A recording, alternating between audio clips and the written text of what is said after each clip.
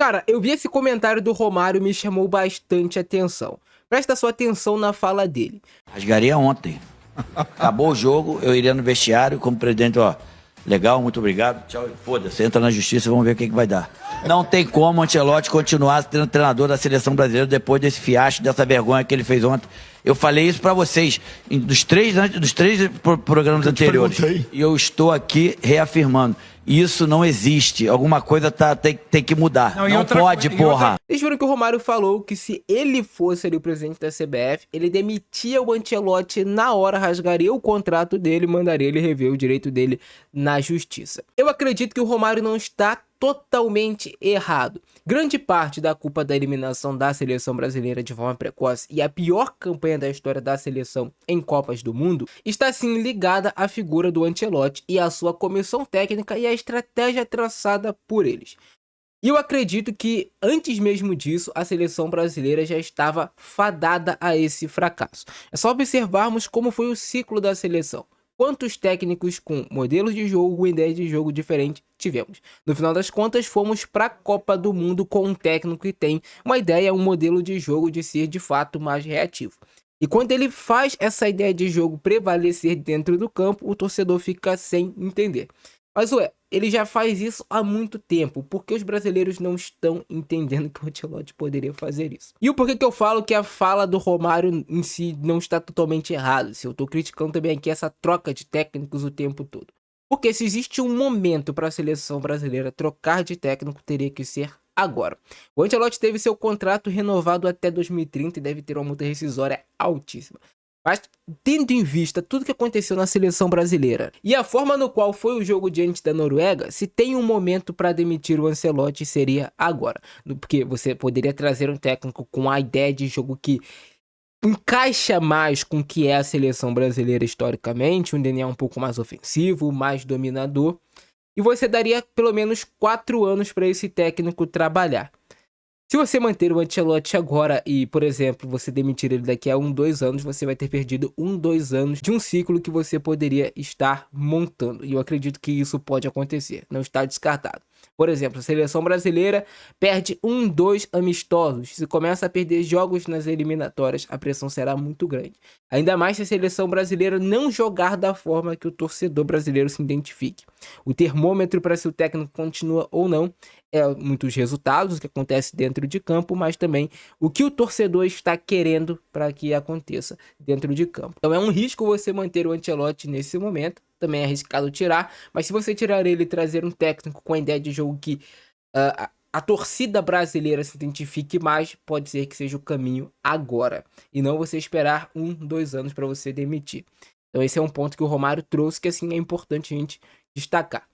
E quando a gente fala sobre o Ancelotti, o modelo de jogo e a ideia que ele teve na partida diante da Noruega, eu fiz um vídeo longo explicando aqui para vocês, mas a seleção brasileira marcando em um 4-4-2, com bloco médio, com bloco baixo, em muitos momentos de forma passiva.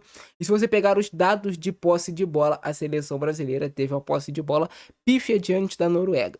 E quando você pega para analisar o plantel das duas equipes, a seleção brasileira tem mais material humano do que a Noruega. A Noruega tem 2 jogadores que são extra classe. Podemos falar do Haaland e também podemos falar ali do Odegaard, que são 2 jogadores extremamente bons que seriam titulares em todas as seleções do mundo.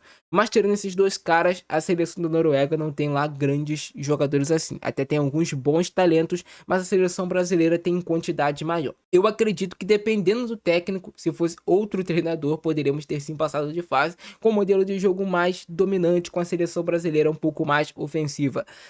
E não abrindo mão do seu principal DNA, que é jogar para frente. Observamos taticamente a seleção: 4-4-2, bloco baixo, bloco médio, em muitos momentos tentando utilizar o espaço às costas da defesa da Noruega. Poderia ter funcionado, o Endrick poderia ter feito gol, o Bruno Guimarães poderia ter feito gol de pênalti com essa estratégia do Ancelotti. Mas no final das contas, o torcedor brasileiro não se sentiu representado. Também não podemos cobrar somente o treinador, temos que falar sobre a passividade de alguns atletas. O Vinícius Júnior foi muito passivo da marcação. O Vinícius Júnior tem 25, 26 anos de idade. É um jogador que está voando fisicamente. Ele poderia ter dado um pouco mais de si. Eu acredito que ele também pode ficar com essa impressão. Quando você tem jogadores da qualidade do Ryan, do Vinícius Júnior, do Bruno Guimarães, do Matheus Cunha, do Luiz Henrique, do Endrick, você tem que ser mais propositivo e dar mais a bola também para esses jogadores. Eu acredito que a Noruega teria feito um jogo mais de lá e cá com a seleção brasileira, eles não tinham essa ideia de se defender e poderia ter sido um jogo melhor para a seleção. A tomada de decisão também nas substituições do Ancelotti foi ruim comparado à tomada de decisão das substituições do técnico da seleção da Noruega. Mas o que mais deixa o Romário indignado e o torcedor brasileiro é a estratégia do Ancelotti, de jogar mais de forma reativa. Em momento algum, a seleção brasileira teve o controle do jogo para si. Em momento algum, a nossa seleção fez o torcedor se sentir representado. E quando a gente vai falar de seleção brasileira, a gente fala de um legado que foi construído ao longo de vários e vários anos de futebol bonito, de uma seleção que domina. O Brasil é o país do futebol.